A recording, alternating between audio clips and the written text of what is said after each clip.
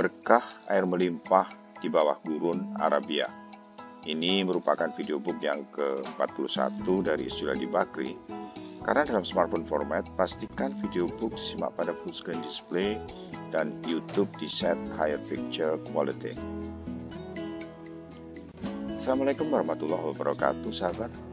Pada bulan November 2013, penulis mendapat kesempatan langka dari pemerintah Kerajaan Saudi Arabia untuk ikut melakukan survei geologi lapangan, yaitu Mesozoic Field Trip, menyusuri padang gurun tandus Jazirah Arab. Siapa sangka kalau di bawah gurun yang kering, ternyata air melimpah. Bahkan orang bisa berenang dan menyelam atau scuba diving di danau bawah tanah yang dalam. Bagaimana bisa di bawah permukaan gurun yang kering kerontang airnya melimpah? Bahkan membuat pertanian di wilayah ini berkembang pesat. Inilah yang dibahas dalam videobook Berkah Air Melimpah di Bawah Gurun Arabia. Semoga bermanfaat, insya Allah. Jakarta, November 2022. Jangan lupa subscribe. Berkah air. Di videobook sebelumnya yang berjudul Kenapa di Arab Banyak Minyak, yang juga merupakan catatan Mesozoic Field Trip ini, penulis telah membahas bagaimana terbentuknya minyak dan gas bumi di Jazirah Arab.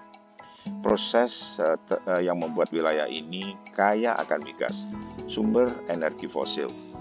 Survei geologi lapangan menyusuri padang gurun tandus ini bukan hanya bisa mempelajari tentang minyak dan gas bumi, ternyata juga membuat mata terbuka, memperluas pengetahuan kita tentang limpahan berkah air di bawah permukaan padang gurun gersang yang kering kerontang. Hari itu, tanggal 20 November 2013, seperti biasanya pagi-pagi kami meninggalkan base camp. Tujuan kali ini ke Wadi Nisa untuk studi formasi Upper Jubaila dan Arab Carbonate. Setelah itu perjalanan dilanjutkan ke Dalhit.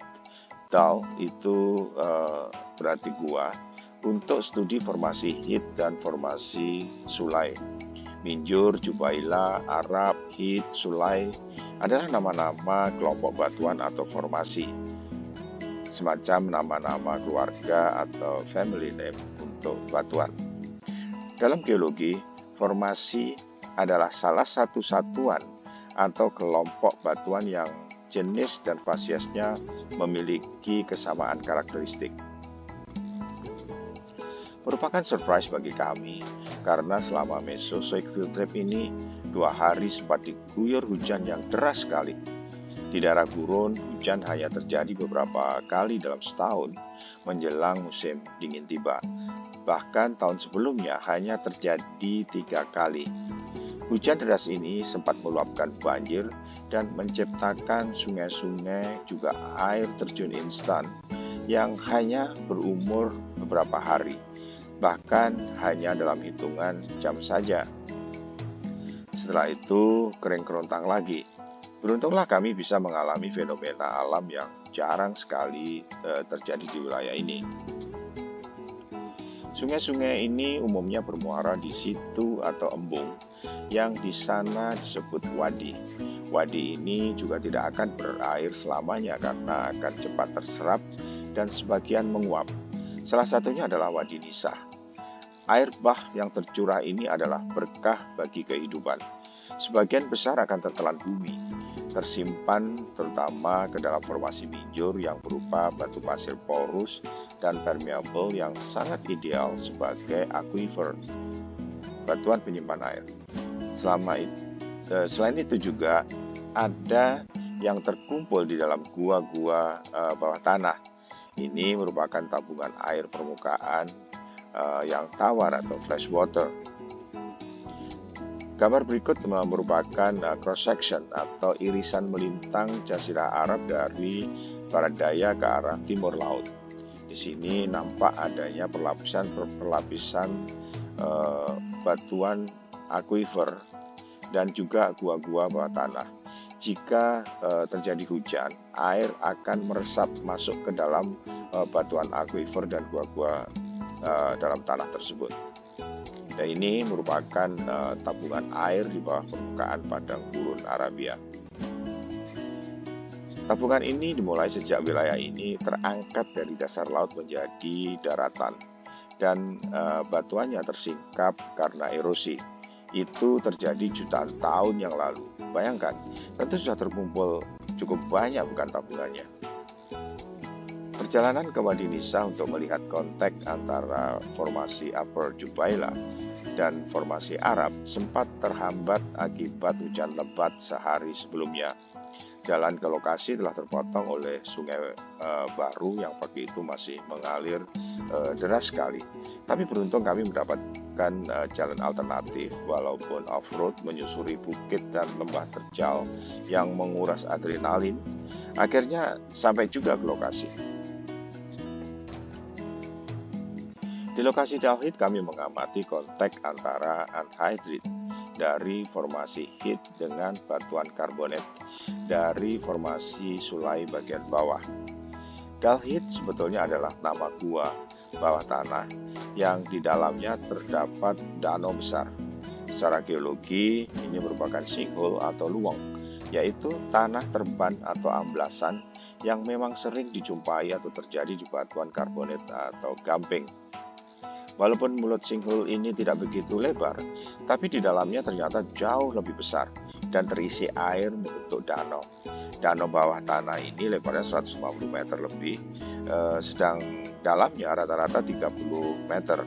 Bahkan ada lorong sempit yang kedalaman airnya mencapai sekitar 100 meter. Siapa sangka di bawah padang gurun gersang kering kerontang yang panasnya bisa mencapai 57 derajat Celcius jika musim panas atau summer ini, orang bisa melakukan scuba diving, menyelam di dalam air tawar yang biru bening. Tapi sayang waktu kami tiba di sana, dinding luarnya baru ada longsoran-longsoran yang mulut guanya itu tertutup air danau yang meluap karena hujan deras. Sehingga karena alasan keamanan atau safety, kami dilarang masuk. Video berikut menunjukkan bagaimana orang menyelam di dalam gua bawah tanah tersebut. Untuk video lengkapnya silakan mengunjungi YouTube channel Mark Carrion.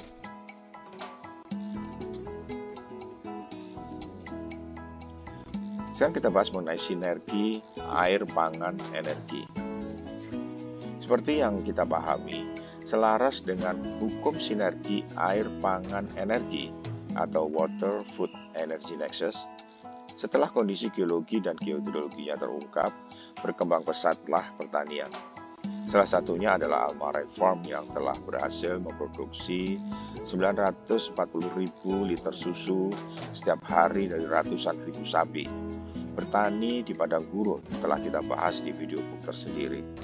Ditemukannya formasi Minjur yang merupakan akuifer dengan kandungan air yang melimpah menyebabkan pertanian penghasil pangan berkembang, dan ini tentu diperlukan energi. Bertani di wilayah gurun yang gersang memerlukan energi yang jauh lebih besar dibanding bertani di negeri tropis seperti Indonesia. Walaupun cadangan minyak Saudi masih terbesar kedua di dunia, ke depan nampaknya mereka tidak akan menggunakan minyak sebagai sumber energi untuk pertanian.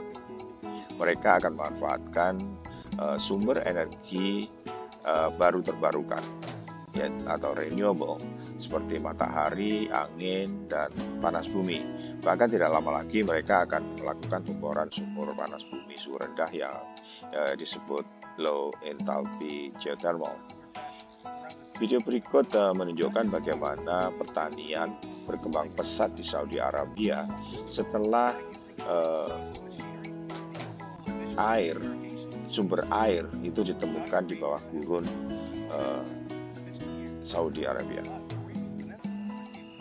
Untuk video lengkapnya silakan mengunjungi The Primus, The Money Channel. Energi panas bumi suhu rendah ini nantinya akan dimanfaatkan untuk memproduksi air tawar dari laut atau desalination plant sebagai pemanas dan pendingin udara, juga untuk pertanian terutama bercocok tanam dalam rumah kaca atau greenhouse, termasuk pengolahan hasil panen dan budidaya ikan air tawar. Desalinasi air laut diperlukan karena walaupun tabungan air melimpah, namun ini merupakan air purba atau fossil water yang tidak bisa diperbarui. Akan habis jika dieksploitasi terus-menerus. Karena curah hujan tahunannya terlalu kecil, water recharging lambat, besar pasak daripada tiang. Itulah salah satu catatan dari Mesozoic Trip menyusuri padang gurun tandus Jazirah Arab. Semoga bermanfaat dan inspiratif. Terima kasih telah menyimak video buku kami. Silakan mengunjungi YouTube channel Juladi Bakri atau ketuk tautan atau link pada description untuk menyimak video book lain yang menarik. Jangan lupa subscribe.